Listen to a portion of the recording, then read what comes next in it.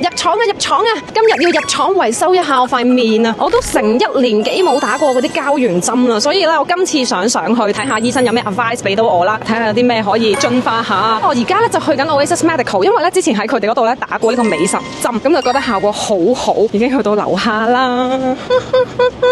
打幾多？面咧就 profile 跟翻個 standard 咧每邊5點。好 ，thank you。最後醫生咧就叫我塊面咧唔好搞咁多嘢，唔需要填充，反而咧幫我打咗一支維穩之針，叫做 Profilo。Profilo 最出名咧就係5點提升法，每邊面5點 ，total 10點咧就可以做到改善膚質同埋提升效果。打完3日手機原相機，哇，成個太陽穴飽滿咗，同埋我覺得成塊面咧緊緻咗、提升咗。然後嗰個膚質咧好似打完水光咁，好有光澤感喎，哇，化妝勁貼服喎。